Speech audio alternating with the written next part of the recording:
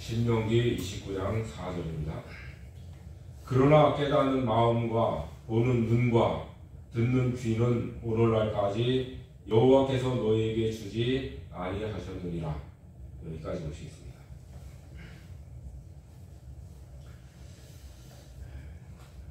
우리가 이제 여러 주일 은혜를 받는 것은 그리스도 예수 안에서 완전한 자가 되게 하시는 그 하나님의 뜻을 우리가 따라서 하나님께서 우리를 그리스도 예수 안에서 완전한 자가 되게 하시는 그 되게 하시기 위한 준비를 우리가 이 말씀을 통해서 이제 은혜를 받습니다. 하나님은 우리가 하나님의 자녀로서 완전한 자가 되기를 원하셔요. 그런데 이제 말씀드렸듯이 우리는 아담 이후로 타락한 그러한 사람들입니다. 그래서 전적 부패라고 했어요. 우리 영과 육이 죄로 오염되어 있는 그러한 존재입니다. 그래서 우리는 반드시 우리가 새로워지지 않으면 되지 않습니다. 첫째로는 예수님께서 말씀하셨듯이 우리가 천국에 들어갈 수 있는 자격자가 될 수 있어요. 새로워져야만 천국 갈 수 있는 자격자가 되는 것이에요. 그리고 말씀드렸듯이 우리가 그리스도 안에서 완전한 자가 되는데 특별히 우리는 하나님 아버지를 닮아가는 하나님의 자녀로서의 그러한 성품을 이제 만들어 가야 됩니다. 우리 이 하나님 말씀 가운데서 우리 사람을 창조하실 때에 하나님의 형상대로 하나님의 모양대로 창조하심으로써 우리 사람이 하나님의 피조물 가운데에 가장 존귀한 그러한 창조물, 그런 피조물이었다는 것을 우리는 알아야 돼요. 그리고 우리들이 이제 하나님의 자녀라는 신분으로서 하나님의 자녀의 신분으로서 하나님 아버지를 이렇게 성품적으로 닮아야 된다는 것을 우리는 알아야 돼요.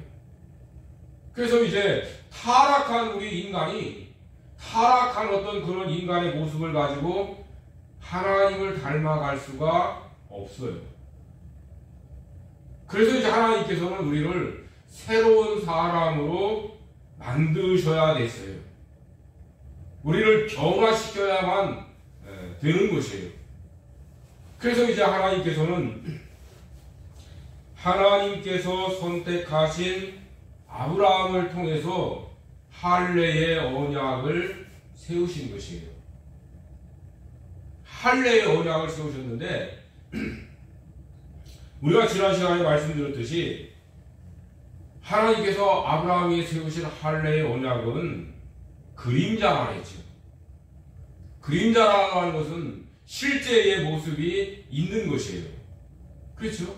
그래서 그 실제의 모습을 빛에 의해서 이렇게 비춰지고 거기에 그림자가 생기는 것인데 아브라함에게 하신 그 약속의 할례는 그림자라는 것이에요. 그럼 뭐가 진짜냐? 그것은 바로 그리스도의 할례. 다시 말해서 예수님의 십자가의 보혈의 피로 우리를 깨끗하게 씻어주시고 또 예수님이 부활하심으로 말미암아 우리를 거듭나게 하시는, 다시 말해서 새롭게 태어나게 하시는 그 은혜를 입혀주시는 것이 이것이 진짜라는 것이에요. 이게 아주 중요한 것이에요. 우리를 새 사람으로 만들어야 돼요. 새 사람으로. 그래서 이제 하나님의 자녀로서 완전한 자가 되고 이제 하나님의 자녀로서 하나님 나라 천국에서 하나님 아버지와 영원토록 하나님 아버지와 함께 복락을 누릴 수 있는 그러한 사람이 되게 하시는 겁니다. 우리는 그럼 여기에서 또 한 가지 알아야 될 것이 뭐냐면 우리는 하나님 아버지로부터 영광을 입어나갈 하나님의 자녀라는 것이에요.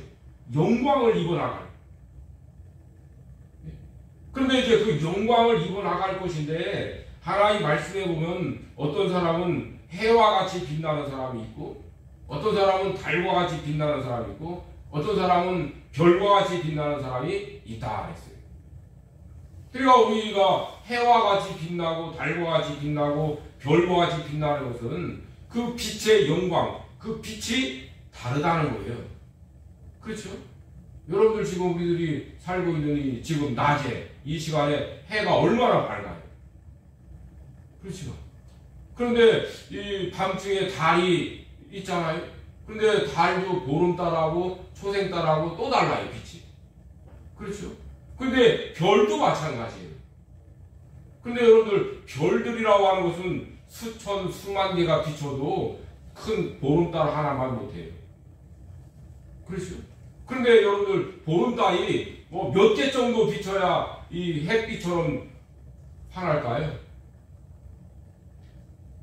100개, 1000개요? 10,000개? 10,000개쯤 비치면 햇빛처럼 그렇게 환할까요?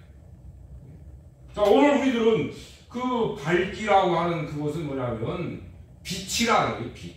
그 빛은 영광이라는 뜻이에요. 영광으로 빛난다고 하잖아요. 그것을 이제 말씀하는 거예요. 그런데 이제 우리들이 그 영광을 입어나가야 될 하나님의 자녀로서 준비가 되어지는 것이 뭐냐면 바로 우리가 거듭나야 된다는 것이에요. 다시 태어나야 된다는 거예요. 그 다시 태어나야 되는 그것을 하나님께서는 일찍부터 약속하셨는데 그 약속을 아브라함에게 하신 것이에요. 근데 아브라함에게 하실 때는 그림자라고 했어요.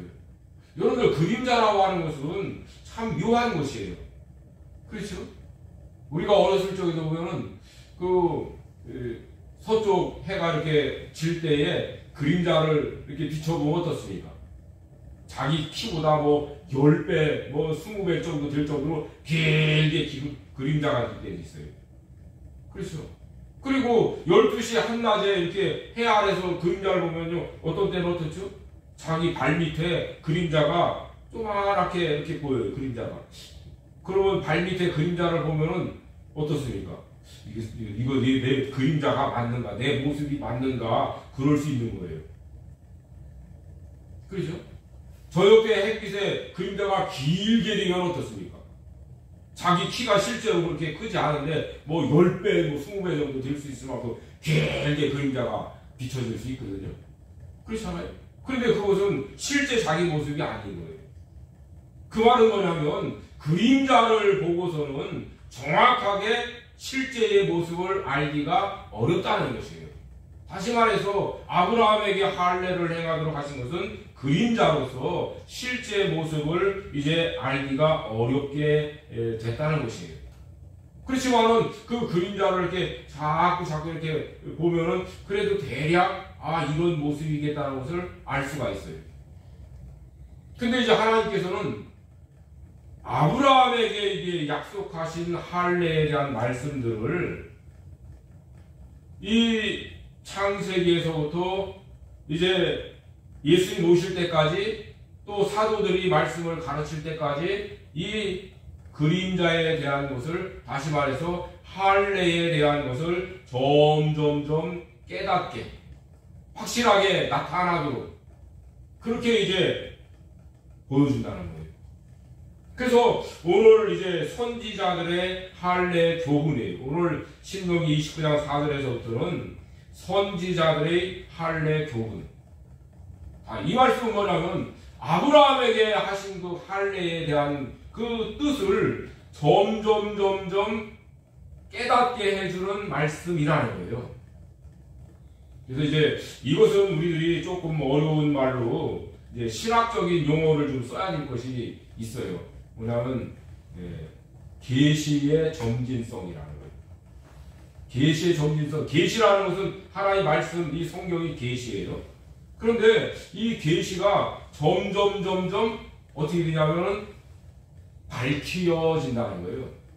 자, 그 전에 제가 무슨 말씀을 드렸죠? 계시라는 것은 덮었던 것을 열어 보인다고 했어요. 덮었던 것. 그러니까 이 감추어진 것을 이렇게 열어 보이는 거예요. 자, 제가 만약에 수건으로 여기를 이렇게 덮었다고 해봅시다. 여기서 또 이렇게 강대를 이렇게 점점점 열어 보이면 어떻게 할까요? 자, 여기서 또 이만큼쯤 열었어요. 그러면은 이쪽 건 모르죠. 이만큼 열었어요. 그러면은 이쪽 건 모르죠. 이만큼 알아요. 왜요? 열어줬으니까. 이만큼 열었어요. 그러면 여기서 여기까지 다 알아요. 다 열었어요. 덮었던 것을 다 열면 어떻게 되죠? 이거 다 볼 수 있는 거예요. 그게 계시의 점진성이라고 하는 말은 덮었던 것을 점점점 열어서 다 알도록 한다는 뜻이에요. 그래서 구약에 있는 말씀을 가지고는 이게 무슨 말인지 잘 몰라요. 여러분들 이만큼 열어놓으면 이 속에 뭐 있는지 모르잖아요. 그렇죠? 이만큼 열면 어떻게 하죠? 아, 여기에 뭔가 여기 있구나. 이게 뭘까? 이거 여러분들 요까지만 보여줘봐요. 그럼 생각을 할 거 아니에요? 요까지 보여줬으면 어떻게 될까요? 아, 요 마이크가 하나 있구나. 뭐 책도 있네? 그렇죠? 다 보여주는 거예요. 다 보여주는. 그러면 이 강대 위에 있는 것이 다 보여지듯이 우리가 성경을 구약에서 신약으로 다 보는 거예요.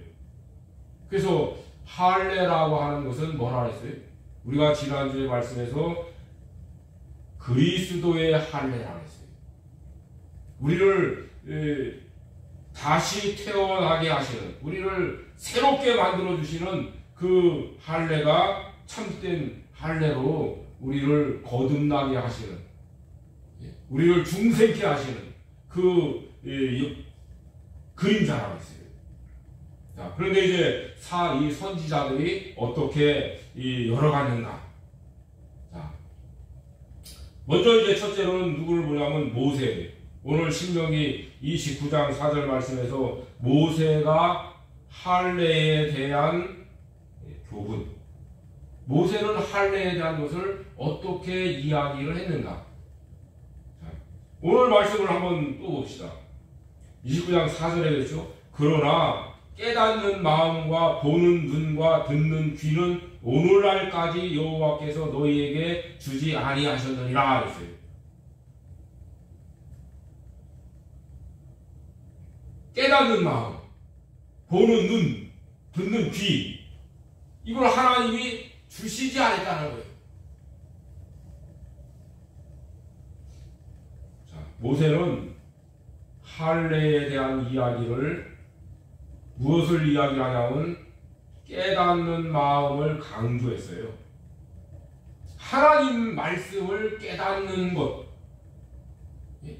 그러니까 하나님 말씀을 깨달을 수 있도록 하나님이 우리들의 마음을 할례를 행하여, 다시 말해서 우리가 거듭난 사람이 돼야, 중생한 사람이 돼야 하나님 말씀을 깨달을 수 있다는 거예요.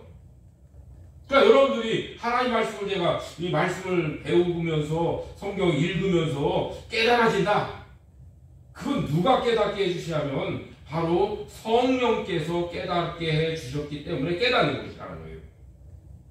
그러니까 성령으로 거듭난 사람, 좀 더 이야기하면 천국 갈 사람이기 때문에 하나님 말씀을 들을 때에 깨달아진다는 거예요. 깨닫는 게 뭡니까? 아, 이게 그런 뜻이구나. 그런 뜻이구나. 그래서 이렇게 말씀하셨구나. 그게 깨달아지는 거예요. 깨달아진 사람 어떻게 하죠? 그 자기가 깨달아진 말을 하게 돼 있어요. 저도 마찬가지예요. 저도 여러분들에게 하나님의 말씀을 가르친다고 할 때에 제가 깨달아진 말씀을 전하는 거예요. 누가 깨닫게 해주셨는가? 그건 성령께서 깨닫게 해주셨기 때문에 그 깨달은 말씀을 전하는 거예요. 여러분들 이렇게 깨달아집니다. 이렇게 깨닫는 것이 옳습니다. 그걸 가르치는 거예요. 그래서 여러분들도 성경을 이렇게 보면서 말씀을 읽으면서 보면은 그래, 맞아. 그렇게 이렇게 깨닫게 하는 것이, 이렇게 배우는 것이 옳구나. 여러분들 같은 그 깨달음이 되어져야 돼요. 그런데 여러분들 제가 이제 혼자 이렇게 말씀을 가르치지만은 저 혼자 말씀을 가르치는 것이 정말 그런가? 오목사가 설비, 성경을 가르칠 때에 정말 그런가? 그 말은 뭐냐면 다른 사람들은 어떻게 가르치는가? 예? 그러니까 예수님 이전부터 어쩌면 모세 때로부터 성경을 기록할 때 그때로부터 지금까지 예수님 이후로 사도들이나 또 모든 신학자들이 뭐라고 얘기했는가? 그게 굉장히 중요해요. 그들은 우리 앞에 믿었던 사람들을 어떻게 믿었는가, 어떻게 깨달았는가? 그거 중요해요. 오목사 혼자서 뭐 이렇습니다 이거 중요하지 않아요. 위험할 수 있어요. 그래서 이제 오늘 우리가 이 모세는 이 말씀을 이렇게 보니까 깨닫는 것이 중요하다는 것을 가르치고 있어요. 할례를 받은 사람, 영적인 할례를 받은 사람은 하나님 말씀을 깨닫는 그러한 깨달음을 갖도록 하신다는 거예요. 그래서 깨닫는 마음과 보는 눈과 듣는 귀, 굉장히 중요해요. 그래서 이사야 선지자는 이사야 6장 9절에서 10절 말씀에 보면은 하나님께서 이스라엘 이 유다 백성들을 남쪽 유다를 심판하시려고 어떻게 하시냐면 이 백성들이 듣기는 들어도 깨닫지 못하는 거예요. 보기는 보아도 알지 못하는 거예요.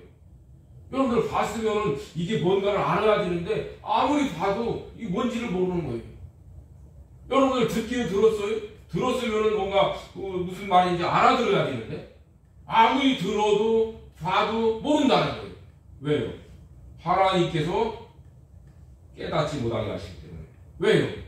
하나님 심판하시려고. 이거 얼마나 우리들이 정신 차려야 되는 말씀인지 몰라요. 이 백성들의 마음이 둔하게 하네, 둔하게. 어리석게 만들어서 보고 듣고 해도 깨닫지 못하게 해서 나중에 하나님께서 심판하시게 하려고. 그런 것이 또 예수님께서도 마태복음 13장 말씀해 보면은 그 마태복음 13장에서 초반에는 씨 뿌리는 비유가 나오죠. 예수님이 씨 뿌리는 비유의 말씀을 하시는 거예요.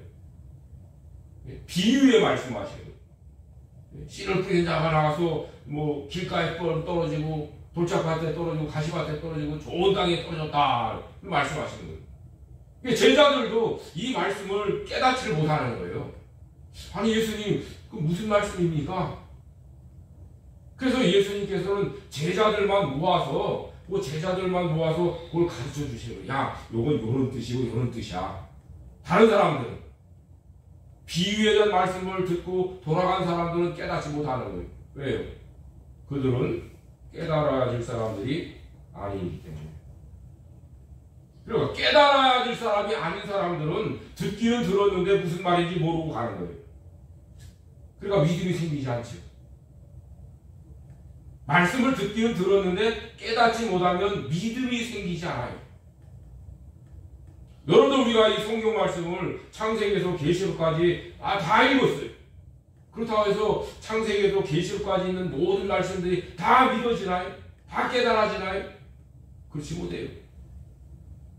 그렇잖아요.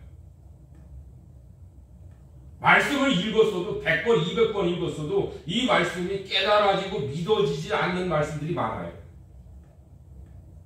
왜요? 하나님께서 아직 네가 그만한 실력이 못 돼. 그러실 때에는 깨닫지 못하게 하시는 것 같다. 그런 생각이 들어요. 실력이 되지 않으면 읽었어도 이 뜻이 뭔가를 이해를 못하는 거예요. 내 믿음이 되지 않게 하시는 거예요. 그래서 예수님은 제자들에게 뭐라고 하시죠? 너희는 복이 있는 사람이다. 왜요? 너희는 보고 듣고 깨닫고 알기 때문에. 보고 알아요. 이게 뭔가 알아요. 듣고 깨달아요. 그래서 복이 있다는 거예요. 예수님께서. 우리가 이 계시록 2장 3장에 보면은 7 교회에 대한 말씀이잖아요. 자, 일곱 교회의 마지막으로 이제 하는 말씀이 뭐냐면 귀 있는 자는 성령이 교회들에게 하시는 말씀을 들을지어다. 귀 있는 자. 여러분 귀 없는 사람이 있어요? 네? 그런데 이 귀는 어떤 귀죠? 성령이 교회들에게 하시는 말씀을 들을 수 있는 사람이라는 거예요. 성령이 교회들에게 하시는 말씀을 들을 수 있는 사람들은 이 복 있는 사람이에요. 그래서 이 모세는 신명기 10장 16절 말씀해 보니까 너희는 마음의 할례를 행하고 너희는 마음의 할례를 행하라는 거예요. 그래서 다시는 목을 곧게 하지 마라. 마음의 할례를 행한 사람은 어떤 사람일까요? 모세는 하나님의 말씀을 깨달았다면 하나님 말씀을 깨달은 사람답게 하나님 말씀을 순종하는 사람이 되어지라는 거예요. 그래서 이 마음의 할례를 받은 사람은 하나님 말씀을 깨달을 것이고 하나님 말씀을 깨달은 사람이라면 하나님 말씀을 순종할 수 있다는 것이에요. 큰 말씀입니다. 근데 이스라엘 백성들은 어땠습니까? 우리가 성경을 보면 광야 40년을 지나죠. 왜 40년을 지나게 됐죠? 하나님의 약속의 말씀을 믿지 못하고 가나안 땅에 들어가지 않은 거예요. 12명의 정탐꾼을 보냈는데 12명의 정탐꾼 중에 여호수아와 갈렙은 우리가 가나안 땅에 들어가지 않았잖아요. 근데 나머지 10명의 정탐꾼은 어떻게 했죠? 들어가면은 우리는 다 죽는다는 거예요. 왜요? 거기에는 거인들이 산다. 거인들. 가나안 땅에 거인들이 사는데 우리는 거기 가면은 메뚜기 같다는 거예요. 그래서 우리가 가나안 땅에 들어가면 다 죽는다는 거예요. 그래서 하나님을 원망하고 모세를 원망하고 모세 죽이자! 우리 애국으로 돌아가자! 그러다가 40년 동안 이 광야를 뱅뱅 도는 거예요. 그렇죠? 근데 광야 40년을 지나면서 이스라엘 백성들이 하나님의 뜻, 하나님 말씀들을 깨달았느냐? 깨닫지 못했어요. 특별히 거기에서 중요한 것이 뭡니까? 하나님께서 매일 아침 이 안식일을 빼놓고 매일 아침마다 뭘 주셨죠? 만나를 주셨죠. 왜 만나를 주셨어요?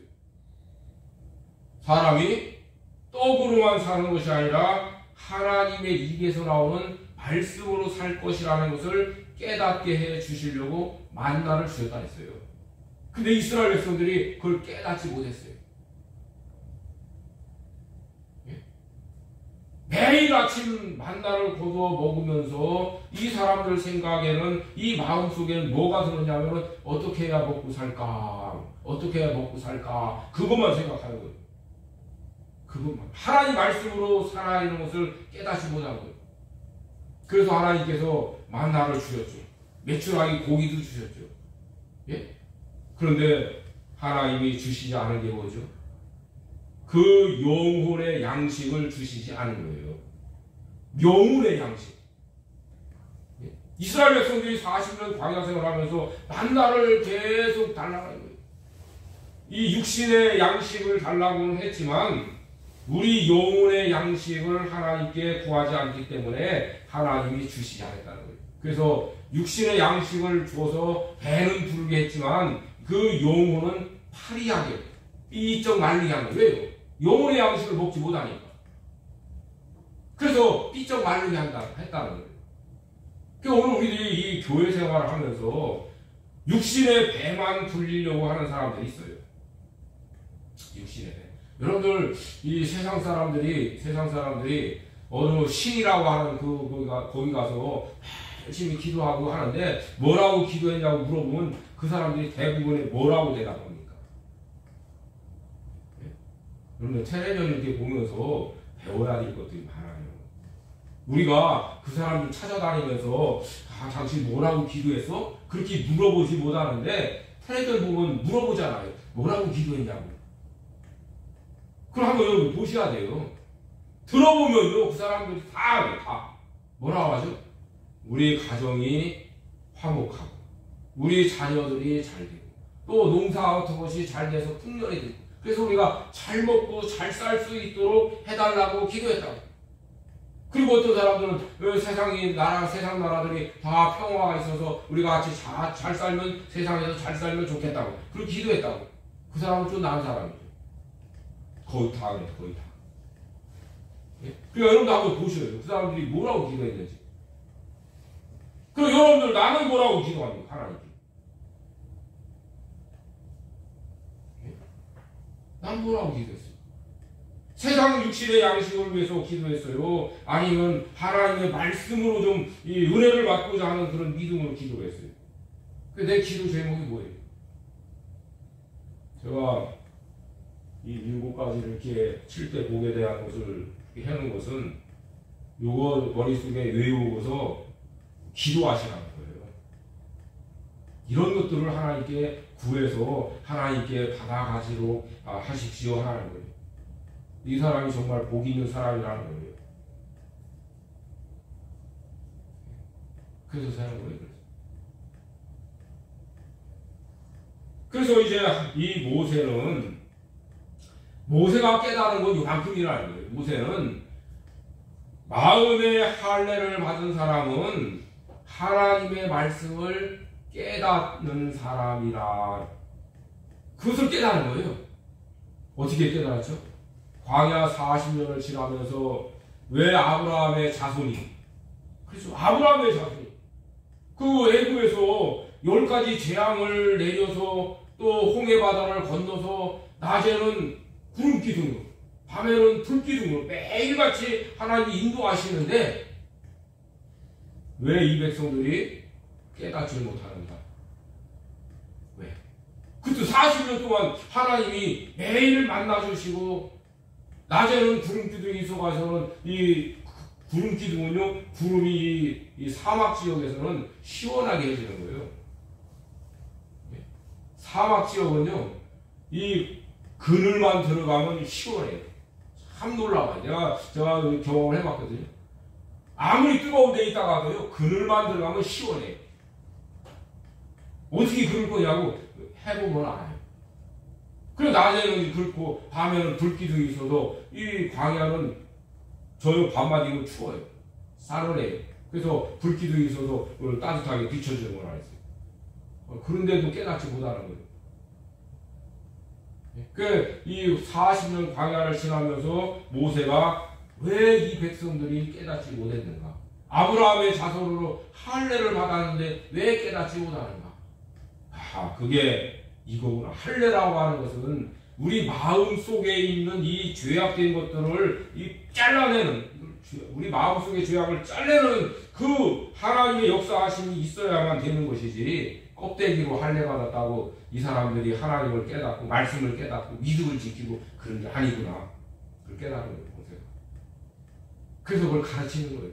이 모세는 신명기를 설교를 한 거예요. 모세가 설교한 것을 기록한 게 신명기예요. 설교 내용이에요. 광야 40년 끝나면서 모세가 설교를 하는 거예요. 너희들이 왜 깨닫지 못한 줄 아냐? 마음의 할례를 받지 못해서 깨닫지 못한 거야. 자, 그 다음에 이제 두 번째로는 예레미야 선지자의 그 할례에 대한 교훈입니다. 자, 예레미야는 그 할례에 대한 말씀을 어떻게 깨달았냐면 하나님의 법을 마음에 기록한다 했어요. 이제 성경 말씀을 봅시다. 예레미야 31장.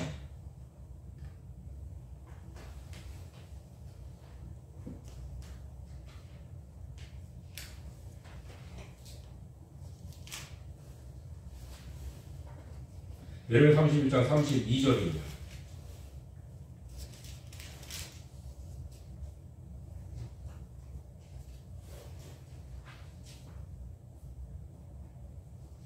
(32절) 33절 33절만. 나 여호와가 말하노라. 그러나 그날 후에 내가 이스라엘 집에 세울 언약은 이러하니 곧 내가 나의 법을 그들의 속에 두며 그 마음에 기록하여 나는 그들의 하나님이 되고 그들은 내 백성이 될 것이라. 예레미야 선지자는 이 할례에 대한 이 의식을 어떻게 깨달았느냐? 그것은 오늘 여기 말씀에 마음에 기록하는, 하나님 말씀을 마음에 기록하게 하는 것이 할례다. 자, 우리가 하나님 말씀을 배우죠. 왜 배웁니까? 예? 자, 하나님 말씀을 왜 배웁니까? 그것은 하나님 말씀을 통해서 우리가 하나님을 아는 것을 위해서 배우죠. 하나님을 아는 것. 예레미야 9장 23절 26절에 보니까 예레미야 선지자는 뭐라 했냐면 나를 아는 것으로 기뻐하라 그랬어요. 하나님께서 너희가 나를 아는 것으로 기뻐해라. 하나님 말씀을 배울 때에 우리는 하나님을 알아야 된다 했어요.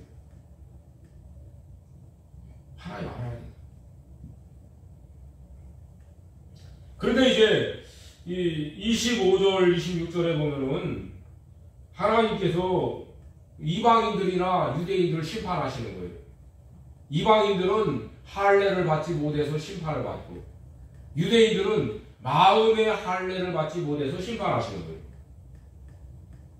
자, 이방인들은 할례를 의식이 없으니까 할례를 안 하지만 유대인들은 할례의 의식을 난 지 8일 만에 할례를 받잖아요. 할례를 다 받았어요. 그런데 유대인들은 왜 심판받죠? 마음의 할례를 받지 못해서 심판받은 거예요. 그러니까 여러분 우리가 마음의 이 할례라고 하는 것은 뭘 얘기하는 거라 했습니까? 할례는 그리스도의 피로 우리 죄악을 씻어버리는 거예요. 예수님이 부활하심으로 말미암아 우리가 거듭나게 하시는, 새로운 사람으로 태어나게 하시는 그 의식, 그것이 바로 할례예요. 그런데 이제 이 예레미야 선지자는 할례를 받은 사람이라면, 마음의 할례를 받은 사람이라면 하나님을 깨달아 알아요. 깨달아 알 뿐 아니라 그 하나님 말씀을 마음에 새겨요. 기억한다는 거예요. 그런데 오늘 우리는 여기서 아주 중요한 것을 알아야 될 것이 뭐냐면 머리로 기억하는 것이 아니에요. 하나님 말씀은 이 머리로 기억하는 것이 아니라 그 사람의 인격으로 기억하는 거예요. 인격으로. 그 사람의 행동으로 기억하는 거예요. 자, 오늘 우리들이 오늘 주일 안식일 아닙니까? 그러면은 오늘 우리는 주일 안식일에 몸이 기억하는 것이 뭐냐면 엿새를 지나서 첫째 날에 하나님 앞에 나와야 된다는 것이 몸이 기억하고 있어요. 그래서 하나님 앞에 예배드리러 가야 된다. 네? 만약에 안 가면 어떻습니까? 몸이 기억을 해가지고 우리 몸이 기억을 해서 이 몸이 힘든 거예요. 몸이. 물론 마음이 힘들지만은 몸도 힘들어요. 왜요? 하던 것을 안 하니까 힘든 거예요. 신기하죠. 일을 열심히 하던 사람이 일을 안 하면요 이 몸이 힘들어요. 왜 그러죠? 아니 쉬는데 몸이 왜 힘들어요? 몸이 기억하기 때문에. 다시 말해서 몸이 기억한다는 말씀은 하나님의 말씀은 우리 마음에 새기는 것은 우리가 실제적으로 인격자가 되는 거예요. 진실해라. 예? 하나님께서 진실하라 그러시는데 우리가 진실한 삶을 살아와요. 만약에 거짓말을 하면 어떻게 될까요? 거짓말을 하게 되면요 우리 마음과 몸이 견뎌내질 못해요. 외로워서. 왜요? 그거 안 하던 것이기 때문에. 진실하면요 진실되게 살아간 사람은요 거짓말을 하고는 견디질 못해요. 의롭게 살아간 사람은요 불의한 것은 견디질 못해요. 왜? 그렇게 안 했기 때문에. 그것은 제가 쉽게 말씀드린 것처럼 몸이 기억하는 거예요. 우리 몸이. 내 몸이 그런 걸 안 해봤어요. 예? 그러니까 도둑질만 하던 사람은요 다른 사람한테 이렇게 뭘 자기 것을 주는 일을 못해요. 왜요? 그 해본 것이 없어요. 몸이 기억을 안 해서 도둑질만 한 것이 몸에 배어 있어가지고는 뭘 이렇게 주고 베푸는 일을 할 줄을 몰라요. 그게 어색해요, 어색해.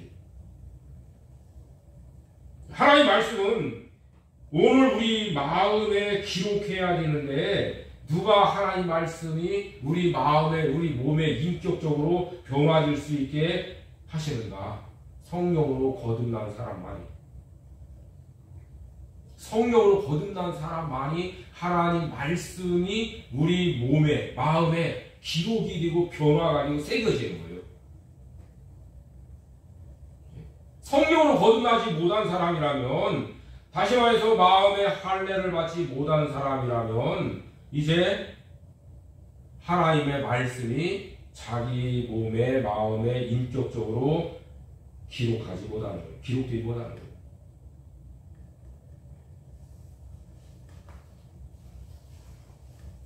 하나님의 법을 여기 33절 말씀에 그랬죠. 그들의 속에 두며 그 마음에 기록하여 나는 그들의 하나님이 되고 그들은 내 백성이 될 것이라 했어요. 하나님께서 하나님의 법을 처음에 뭘로 주셨죠? 모세를 통해서 10계명이 새겨진 돌판에다가 주셨죠. 그렇죠? 모세를 통해서 처음에 하나님은 그 하나님의 법을 모세를 통해서 돌판에다 주시고요. 돌판에 주시고요. 너희들 이거 배워서 이 말씀을 가지고 살아라 주신 거예요. 그러나 거듭난 사람, 마음의 할례를 받은 사람은 이제는 어떻게 해요? 하나님께서 하나님의 법을 우리 마음에 새기시는 거예요. 우리 마음에. 그것은 마음에 새긴다고 하는 것은 바로 하나님의 말씀과 같은 사람, 하나님의 성품으로 닮아져 가는 사람으로 우리를 만들어 가시는 일을 하신다는 거예요. 그래서 이 예레미야 선지자는 그걸 이야기하는 거예요. 그리고 하나님께서는 우리의 죄를 기억도 안 하신다는 거예요. 왜요? 죄를 회개했을 뿐 아니라 죄 짓지 않고 사는 거예요. 죄 짓는 일에 대해서는 이미 우리 몸과 마음의 습관이 이제 없어져 버렸어요. 습관이라는 게 생겼다가 이렇게 했다가 바꿔서 자꾸 하면 바뀌어지는 게 습관이에요. 그러니까 죄 짓는 것도 계속 하면 아주 습관이 되고 아주 훈련이 돼서 잘하게 돼 있어요. 거짓말 하는 사람 보면 봐봐요. 저기 지금 나온 어떤 사람들 보면은요, 거짓말을 어떻게들 잘하는지, 이야, 깜짝깜짝 놀랄 만큼 거짓말을 잘해요. 저 사람은 평생 거짓말만 하는 사람 같아요. 참 기가 막히더라고요. 거짓말에 아주 익숙한 사람. 진실한 사람들은요, 거짓말할 수가 없어요. 왜요? 익숙하지 않아요. 해본 것이 언제 해봤는지 몰라요. 그러니까 거짓말하면 어색한 거예요. 아이고, 저 사람 거짓말하는 게 아야 지금 탄론하는 거예요.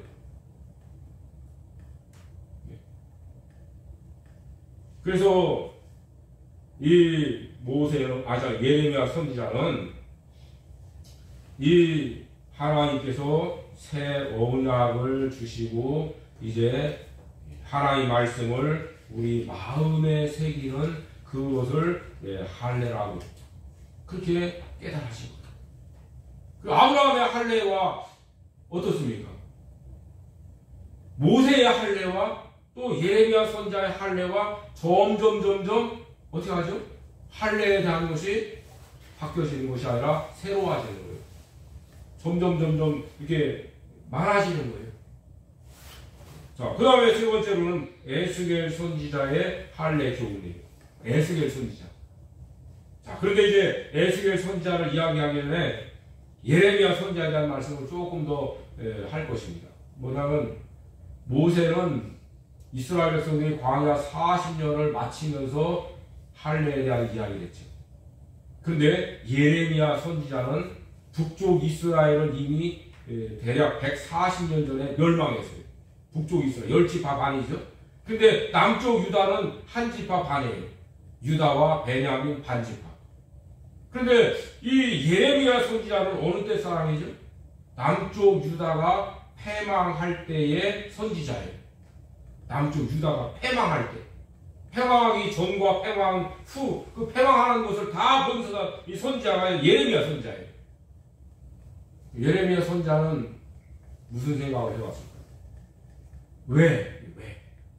남쪽 유다의 예루살렘에 하나의 성전이 있는데 왜 아브라함의 자손으로 이 할례를 받은 사람들인데 왜 망하는가?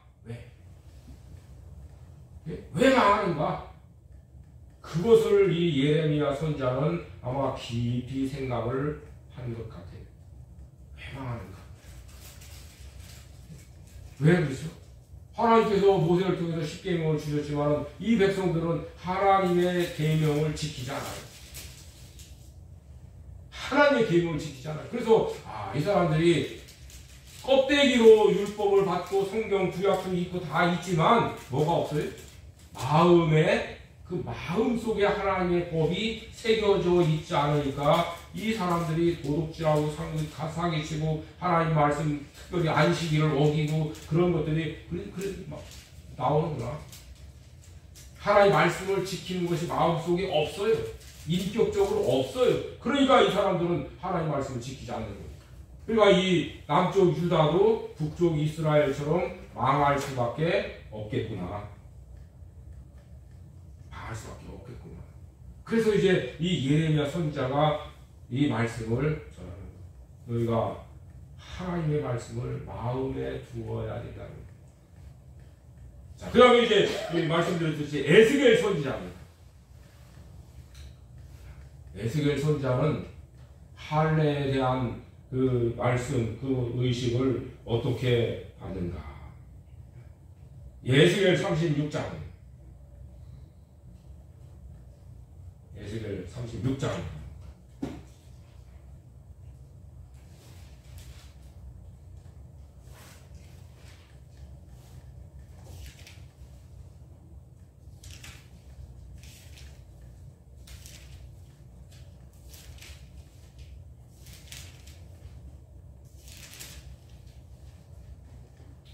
여기 이제 22절부터 31절까지 긴 말씀들인데 이 말씀들의 좀 요점을 몇 가지를 말씀드리려 합니다. 먼저 이제 하나님께서 이스라엘 백성들이 돌아오도록 그렇게 하시는 약속의 말씀이 36장에 기록되어 있어요. 이스라엘 백성들이 바벨론 포로로 70년간 포로 생활을 하잖아요. 그 포로 생활을 하는 그 때에 선지자가 에스겔 선지자예요. 그러니까 유다가 망해서 유대인들이 포로로 잡혀가서 70년 동안 바벨론 포로 생활을 하는 거예요. 그 포로들에게 선지자를 하나님 보내신 선지자가 에스겔이에요. 자, 포로로 잡혀갔어요. 전쟁의 포로로 잡혀갔으니까 이 사람들에게는 소망이 있을 것 같아요? 없을 것 같아요? 소망이 없지요. 소망이 없어요. 전쟁 포로로 잡혀간 이 사람들이 뭐 하겠어요? 종살이나 하고, 그저 참, 살아가기가, 어렵지. 죽는 것보다 더 어렵죠. 그런데 에스겔 선지자를 통해서 하나님은 소망을 주시기 위해서 이제 이 선지자를 보내시는 거예요. 특별히 이 36장 말씀에서는 그걸 말씀하고 있어요. 소망에 대한, 여기 이제 이 37절, 38절 보면은, 나에게 기도하라는 거예요. 내가 너희를 다시 돌아오게 해서, 너희가 양떼와 같이 이렇게 번성케 하는 그러한 복을 주실 것이다. 예루살렘의 이 절기를 지키게 하고 그렇게 할 것이다. 그런데 어떻게 하죠? 나에게 이렇게 해달라고 기도해야 된다. 나에게 기도해야 된다. 이렇게 해달라고. 그래서 우리가 기도하는 것이 굉장히 중요한 것을 말씀하고 있어요. 자기가 소원이 있으면 기도를 하게 돼 있죠. 근데 이제 그들을 돌이키시는 첫째 이유를 뭐라 하냐면 내 이름을 위해서. 여기 22절 23절에 보면 그랬어요. 내 이름을 위해서 내가 너희를 바벨론 포로에서 돌아가게 하겠다. 유다로, 예루살렘으로 돌아가게 하겠다는 거예요. 소망을 주시는 거죠. 그런데 이제 돌아가게 하는데 그냥 돌아가게 하는 것이 아니라 너희를 깨끗하게 해서 돌아가게 하겠다는 거예요. 왜요? 너희들이 죄만 짓고 살다가 하나님 앞에 이 심판을 받아서 너희가 지금 멸망해서 이 고통을 당하는 이 포로 생활을 하고 있는데 너희가 나에게 돌아오려면 너희가 깨끗한 사람이 되어야겠다는 거예요. 그래서 여기에 25절 말씀해 보니까 맑은 물로 너희에게 뿌려서 너희로 정결케 하되 이렇게 말씀하셨어요. 그러면서 곧 너희 모든 더러운 것에서와 모든 우상을 섬김에서 너희를 정결케 할 것이며 그렇게 말씀하셨어요. 너희를 먼저 깨끗한 사람이 되게 해서 돌아오게 하겠다는 거예요. 그런데 여러분들 우리들이 알다시피 우리 스스로 우리 인간 스스로 자기의 죄를 깨끗하게 할 수 있나요? 깨끗하게 할 수 없죠.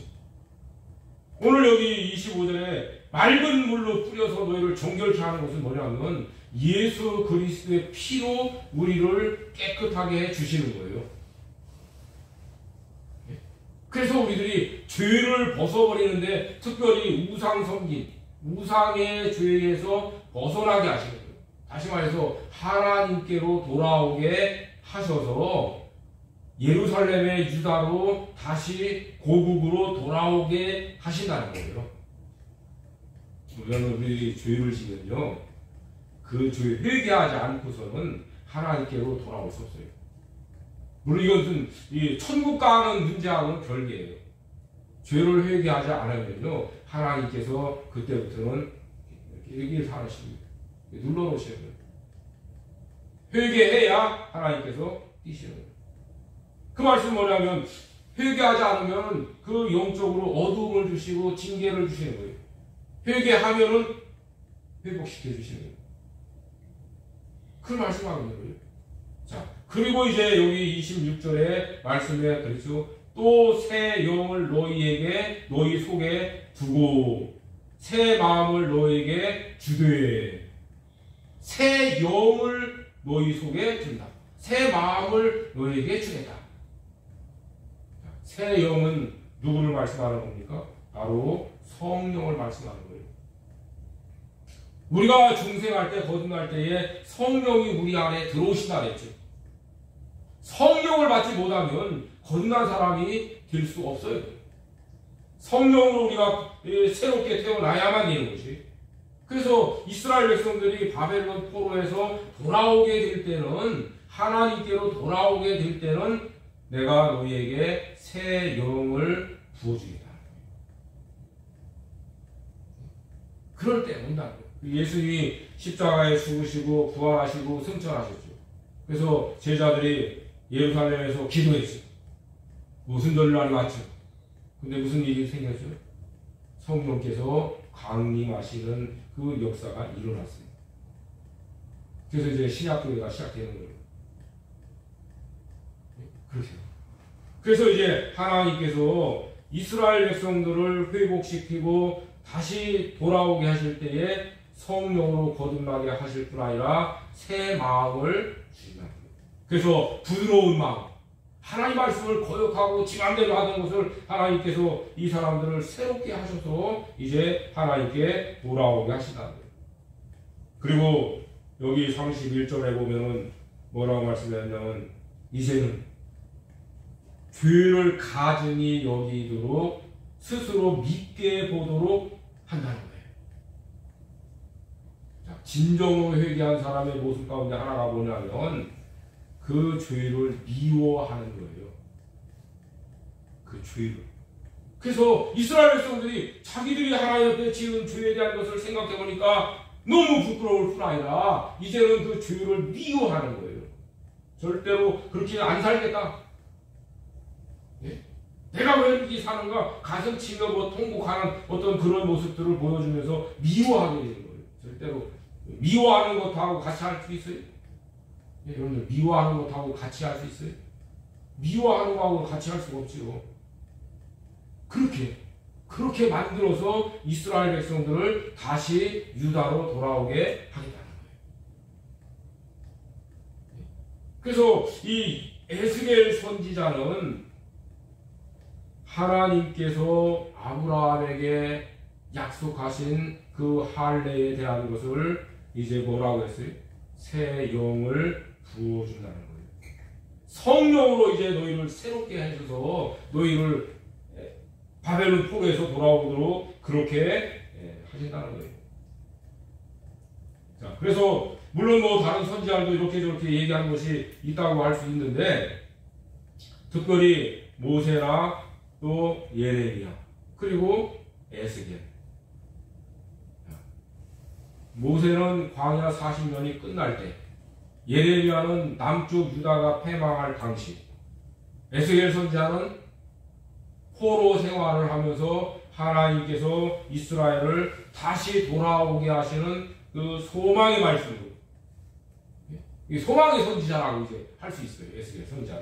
그런데 돌아오게 하시는 거 어떻게? 새 영을 부어 주어서 마음을 새롭게 하셔서 돌아오게 하신다는 거예요. 이제 이 세 명의 선지자들이 그렇게 할례에 대한 말씀들을 교훈을 하고 있어요. 그러면 이제 우리가 다른 데는 어떻게 있는가? 우리는 시편에서 보면은 좀 볼 수 있어요. 우리가 너무 잘 알고 있는 다윗의 시죠.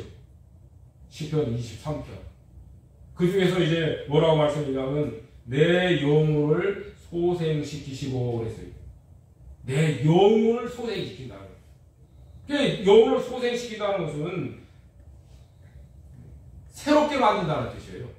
근데 어떻게 새롭게 만드냐면, 이 진정한 생명을 받게 하는 거예요. 영원한 생명을 받게 하시는 거죠. 이제 신약에 말하면.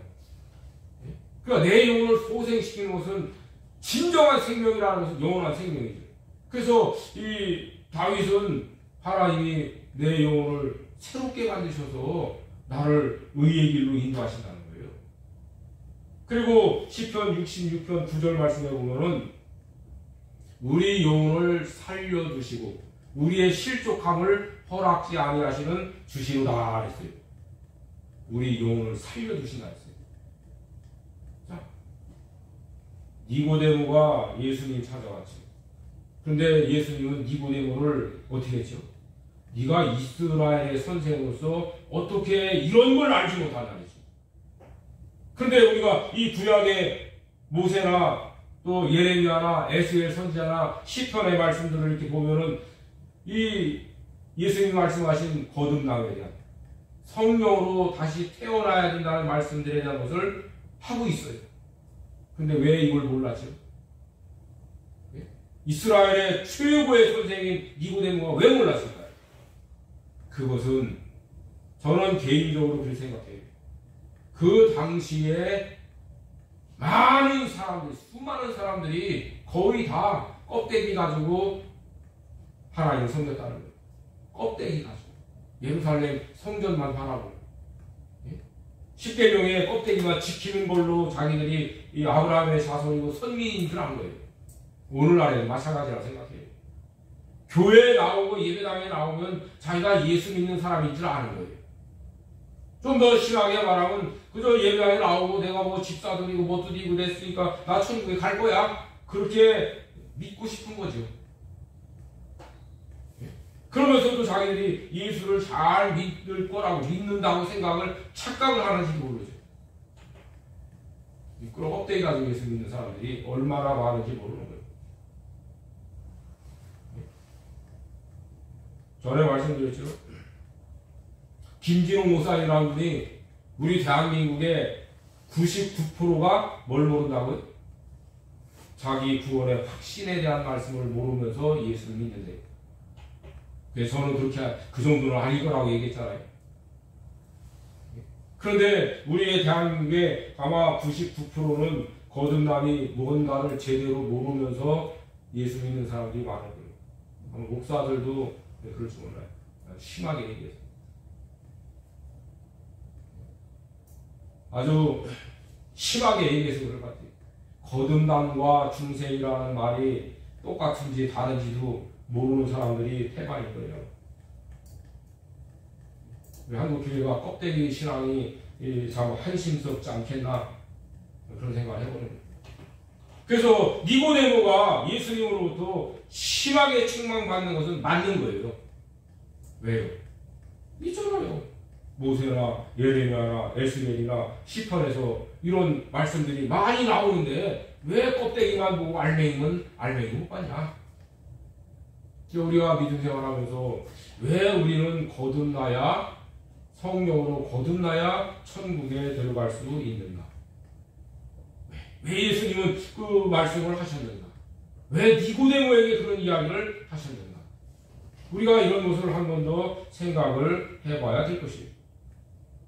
그러면서 우리들이 하나님께서 우리가 완전한 그리스도 안에서 완전한 자가 되게 하시고자 하시는 하나님의 그 궁극적인 최후의 어떤 최종의 목표가 있으시다는 것을 우리는 알아야 돼요. 처음에 이제 이 말씀을 시작할 때죠. 이런 이제 세 가지 시험에 대한 말씀 이후에 그리스도 예수 안에서 완전한 자에 대한 말씀을 했는데, 하나님은 우리가 하나님의 자녀로서 완전한 자가 되기를 원하시고, 엉터리로 제 맘대로 그렇게 예수를 믿는 사람이 되는 것을 하나님은 원하시지 않는 거예요. 그래서 오늘 우리들이 내 자신이 그리스도 안에서 완전한 자가 되고자 하는 그런 믿음을 우리는 가져야 돼요.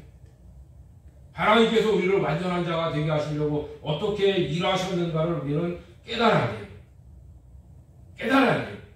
그리고 이제 깨달은 사람으로서 말씀이 내 안에 있는 사람으로서 믿음 생활을 우리가 해나가도록 하셔야 될 것입니다.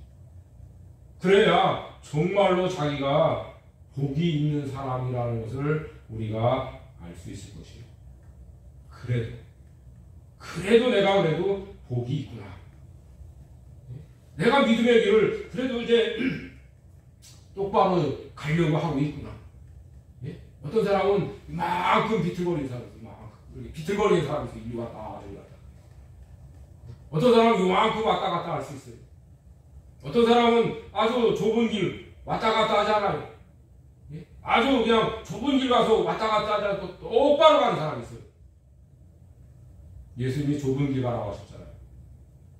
왔다 갔다 하지 말고 이리 갔다 저리 갔다 하지 말고 똑바로 가야 돼요. 우리는 이런 믿음 생활을 좀 해나가도록 이렇게 하셔야 될 것입니다. 기도하겠습니다.